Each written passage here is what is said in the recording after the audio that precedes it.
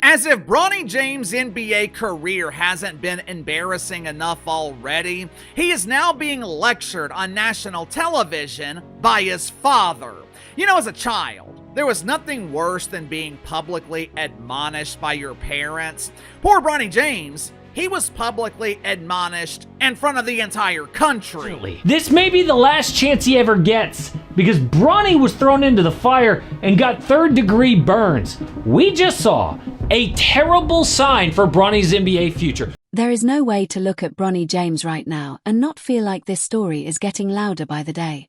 Every time he steps on the floor, every missed shot, every awkward possession, every quiet stretch where he disappears in the flow of the game, the conversation gets a little more intense. And that is exactly why people are saying this is becoming embarrassing. Not because he is some hopeless player, not because he has no talent, but because the expectations, the attention, and the spotlight around him are all so massive that even a small struggle looks huge. I would imagine it is extremely difficult to be a father and be the leader of the team at the same time. With Luka Doncic and Austin Reeves out, more than likely, they're out for the season. I know Austin Reeves is out for the season, but either way, LeBron James is once again the leader on the court for the Lakers, and he has a responsibility to treat Bronny James the same way that he would treat any other role player. That is the reality Bronny James is living in. He is not just another young guard trying to carve out a role. He is LeBron James' son. And whether people like that fact or hate it, it changes everything. If Bronny were some random second-round pick with no family tie to the biggest basketball star of this generation, the conversation around him would be very different. People would probably talk about him as a work in progress, a developmental guard, someone who needs time. But that is not the world he was drafted into. He entered the league already carrying a debate about whether he belonged there at all. And that debate is not going away anytime soon.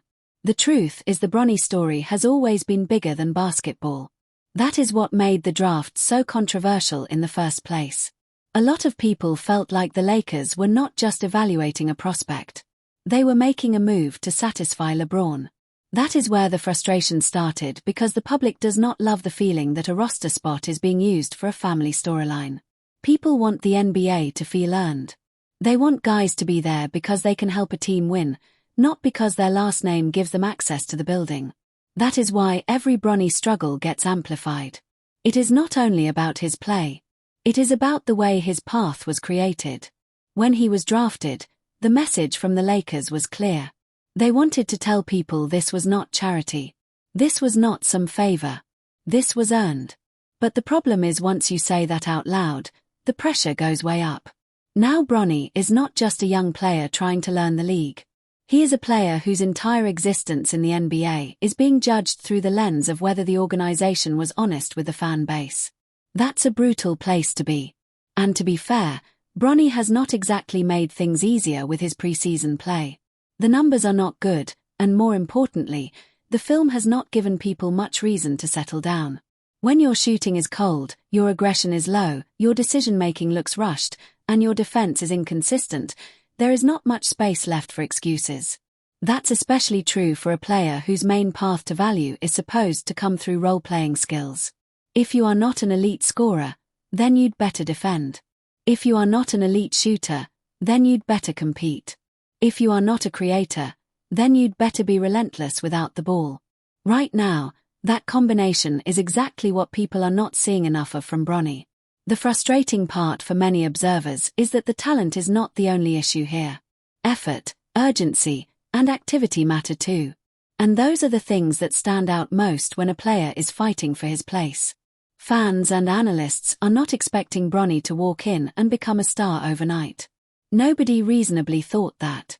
But they do want to see a player who looks like he knows what's at stake.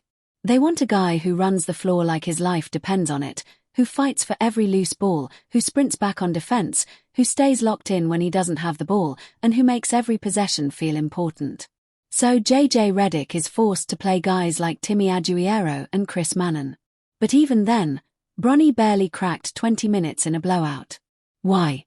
You know, the Lakers want him to succeed, to not look dumb for drafting him.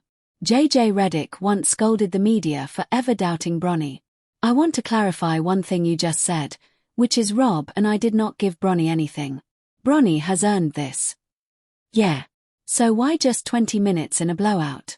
Because just the other night in OKC, a 40-point blowout, Bronny playing point couldn't even get it past half court in an NBA game. This ain't the G League anymore, and it showed. That is where the disappointment comes in, because too often Bronny has looked passive. Not always, but enough that people notice. In transition, there are moments when he doesn't look urgent enough. Off the ball, there are possessions where he doesn't create enough space or movement to help the offense. On defense, there have been sequences where the focus is not there early enough. And in the NBA, even one or two of those habits can make a player look like he is not fully engaged. Whether that is fair or not, that is the hardest part of being Bronny James. The margin for error is almost non-existent. Now, there is a reason some people are still willing to keep hope alive. Bronny did show a different side in the G League last season. He had moments where he looked much more comfortable, and that matters. He was scoring, he was attacking, and he had stretches that suggested he could be more than just a name on a roster. A big game here and there, including that 39-point performance, gave people something to point at and say, see, there is a player in there, and there probably is. But G League success doesn't automatically turn into NBA success. That's one of the biggest mistakes people make when evaluating development. The G League can tell you that a player has confidence, rhythm, and the ability to put up numbers against a certain level of competition. But the NBA is a different world. The speed is different, the physicality is different, the spacing is tighter, the margin for error is smaller, and the role expectations are completely different. In the G League, a player can be asked to do a little bit of everything. In the NBA, if you are not a star, you are usually asked to do one or two very specific things extremely well. That is why Bronny's role is still such a mystery.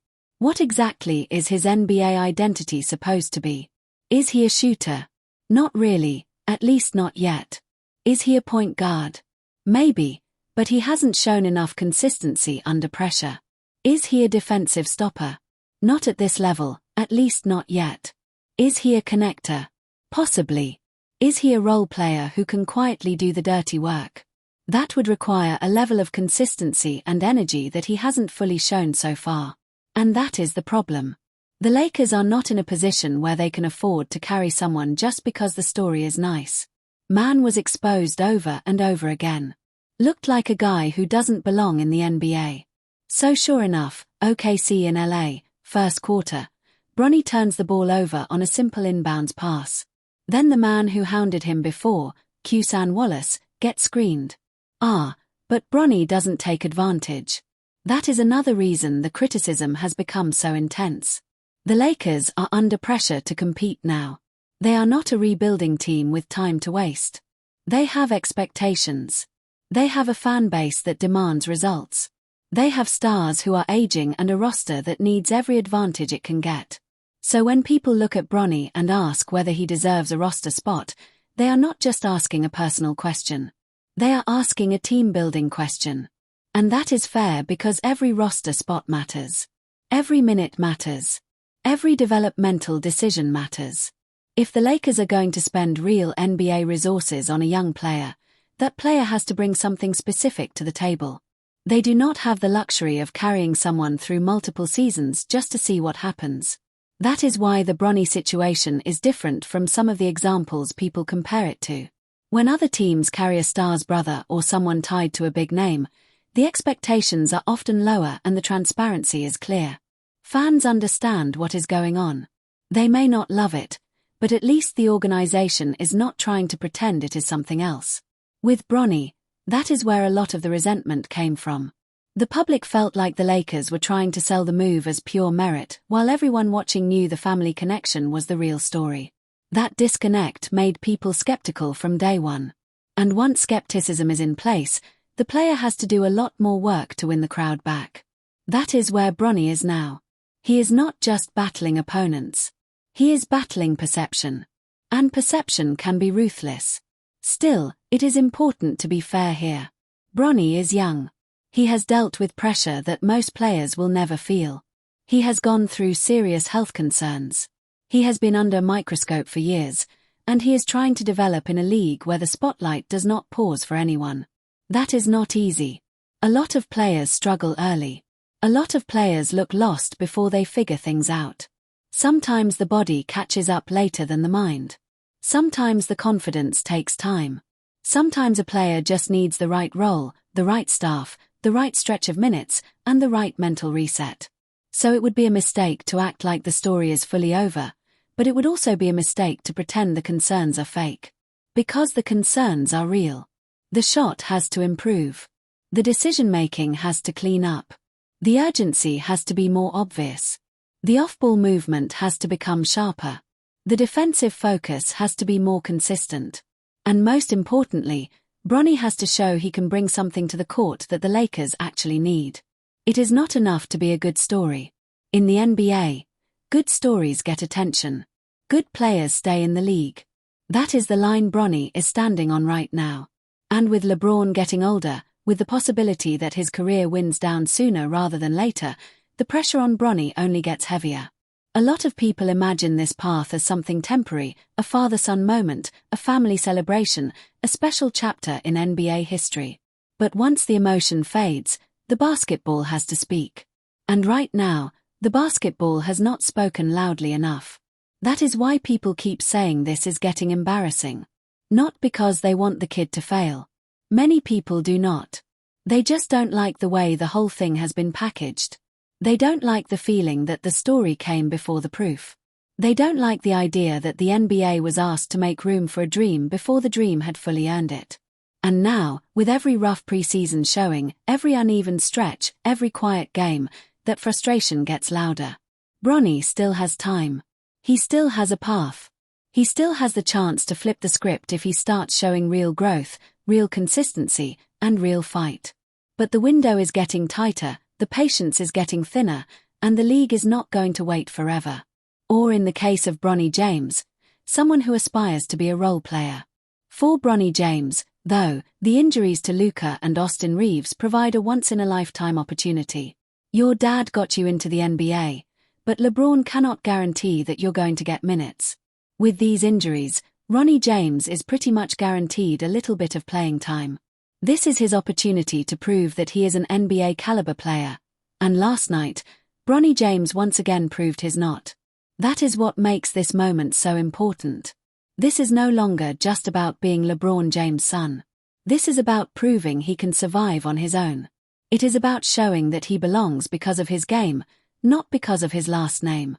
And if he can't do that soon, the conversation around him is only going to get harsher. At the end of the day, the NBA does not care about the storyline nearly as much as the fans do. It cares about production. It cares about defense, shot-making, decision-making, and consistency. Bronny has to start giving people a reason to believe there is a real future here, not just a famous one. So yes, the struggles are continuing. Yes, the criticism is growing. And yes, the pressure is becoming almost impossible to ignore. But this story is not finished yet. Bronny James still has a chance to change the tone. He still has a chance to silence the noise. He still has a chance to make people talk about his game instead of his name.